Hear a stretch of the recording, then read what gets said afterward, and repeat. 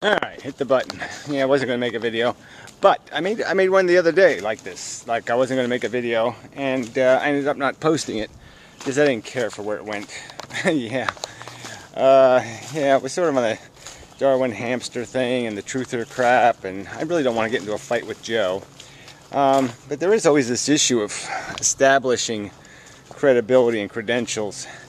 And so I thought I would just mention, he made kind of a hostile comment, like I have to provide peer review debunking of claims by the truthers.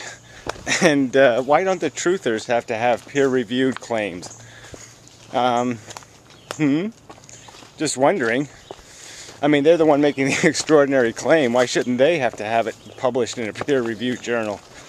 Their theory of it couldn't have been, it couldn't have happened that way. Anyway, but it's just this whole idea of what people premise things on and how strict they are, how diligent they are in defining premises and truths and foundational information. It's always that context thing is always just so slimy. I mean, most of these truther things fall for me right from the start. I'm already going to be suspicious because I sort of have a premise. It's almost like the evolution thing just always undoes any kind of mysticism or magic or special powers or any of that kind of crap. This quite clearly, it just doesn't fit in there. Yeah, hobgoblins, they just didn't evolve on this planet. Anyway, so where do I want to go with this? Yeah, well, I mean, these conspiracy theories just never washed for me because you can't keep secrets. You really can't. And especially can't keep secrets among people who are bribable and seducible. We have people who will get on juries, for show trials, and they'll lie through their teeth to get on the jury just so they can be part of something and maybe make some money off of it, of course. And it is really quite disgusting what we've allowed the system to turn into. But anyway, that's a whole nother subject, isn't it? Yeah. So really, I really wanted to get to was just this context thing.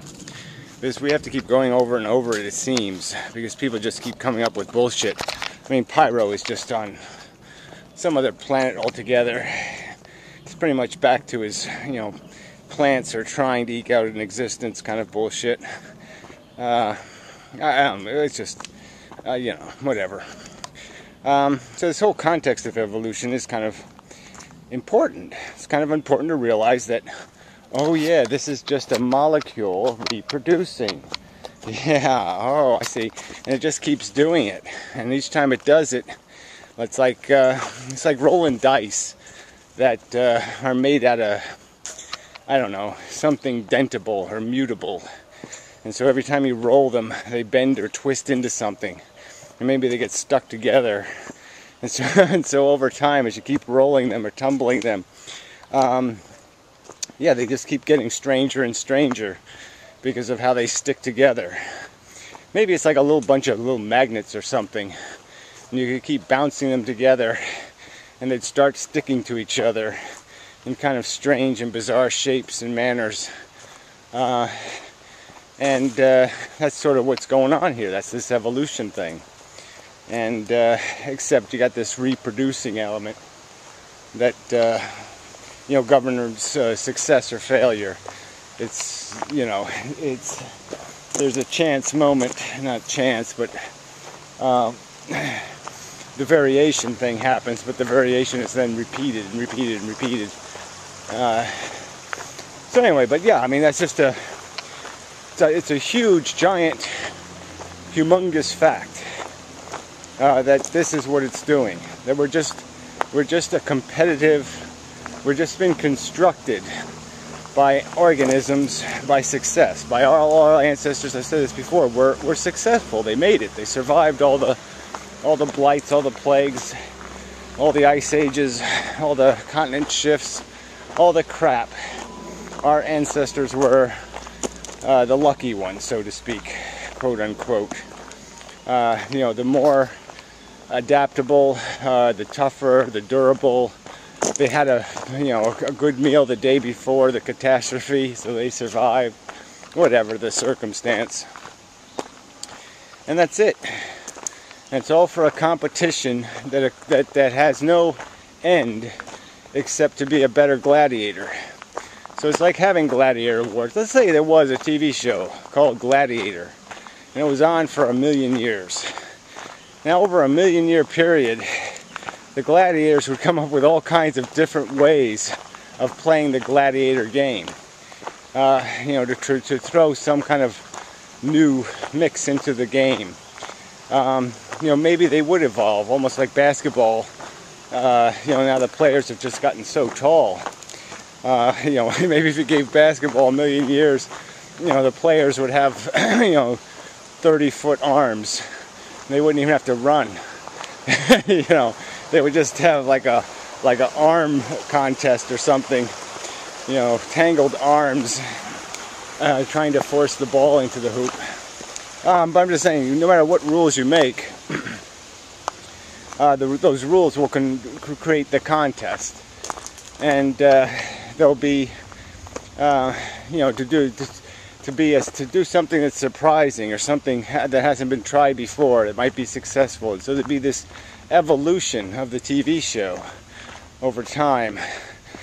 Some sort of, like you'd get a lighter sword and you'd go lighter and lighter, and then all of a sudden somebody'd show up with a heavy one again, and he'd have the advantage because they'd gotten too light. There's always these extremes, and it would keep flowing and bending, based on body weight. People would get heavier and heavier, and then maybe they'd get so heavy that they were too slow, and then the little guy could finally have an advantage again.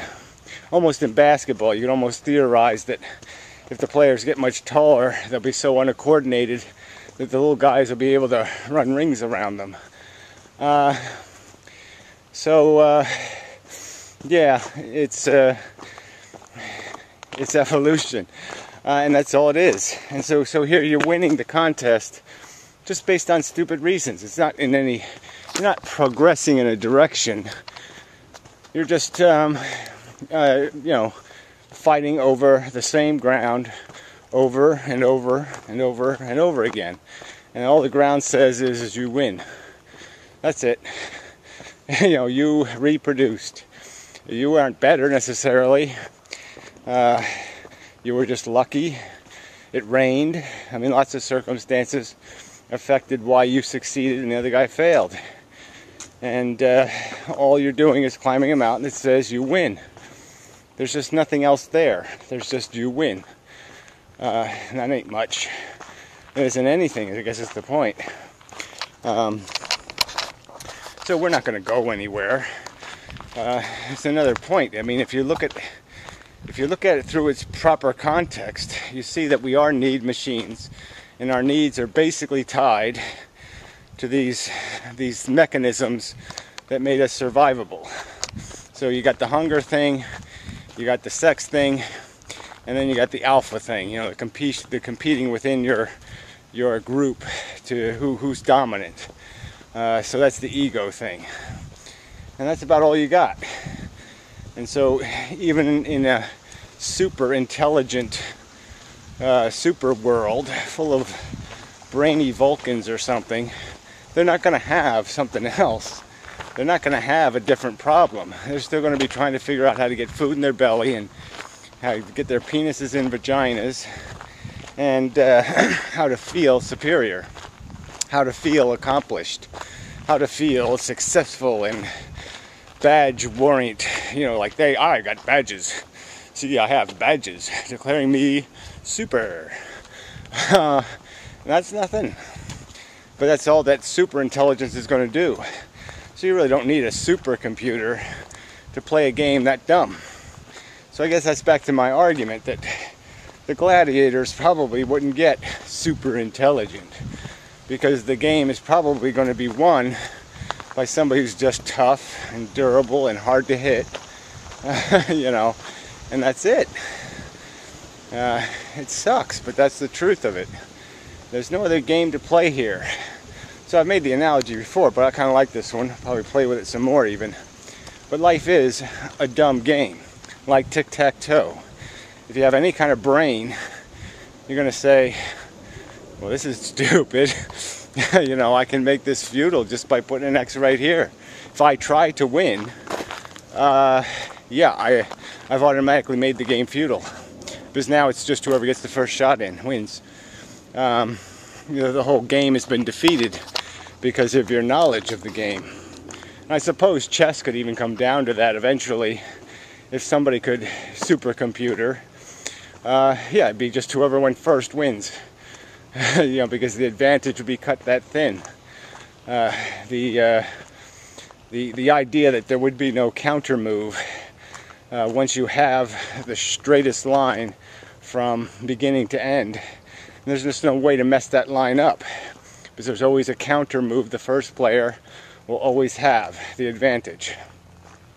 But the game is just too complex for any human to play it to futility, to a draw.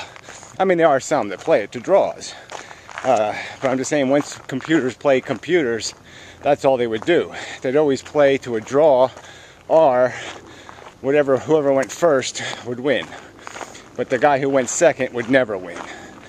That would be the ultimate conclusion. So all the super brains in the world aren't going to be able to get you out of these traps. They're just, the game just doesn't provide any mechanism for doing something else. There's nothing else to do. I mean, yeah, you could invent another device, a vagipenis, you know, and put that on everybody's head. So everybody had a vagipenis, you know, and they rubbed that on each other and said, ooh, ah, ooh. Yeah, I mean, you could invent other sense organs that would need satisfying, or that could be pleased in some way, or the inverse, could be deprivated in some way and be in need of pleasing, be in need of relaxation, a rubbing, a stroking. Yeah, but that's all. You're still just going to be chasing this notion of a satisfaction, this notion of pleasure, this notion of relief, the notion of comfort, of an absence of all the negatives of fear and tension and worry and dread and guilt and regret, and the presence of all the positives of ease of mind and you know, that. Oh. Yeah. But that's the only game in town, and we're just playing. We're just pretending. We've got a simple tic-tac-toe game, and now people are just trying desperately to keep making it sound like it's doing more than it is. They're overselling it. They're writing commercials for it, you know, and the commercials are lies. The game can be seen for what it is.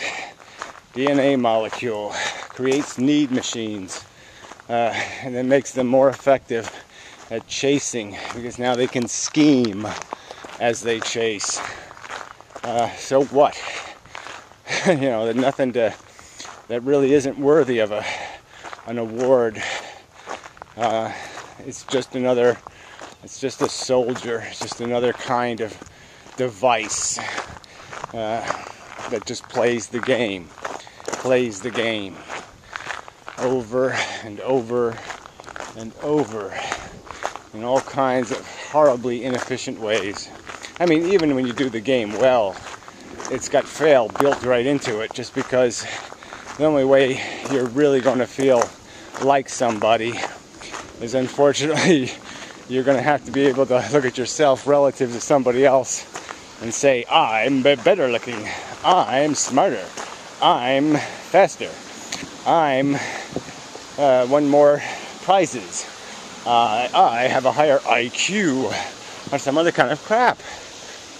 So it's an automatic that for you to win, there's going to be somebody losing. Who needs that shit? I don't feel like creating losers. I really don't. I don't feel like being part of a game that makes losers. Fuck it. So you people who do, I'm saying you should have some sort of excuse for that. Holy shit. Hey there, babes. Yeah, it's a doe. Girl deer. Anyway, no, I really don't do deer. I really don't. Promise. Where was I? Yeah, I really don't. Shit, people. Anyway, till the next time, and such, so forth, and whatnot.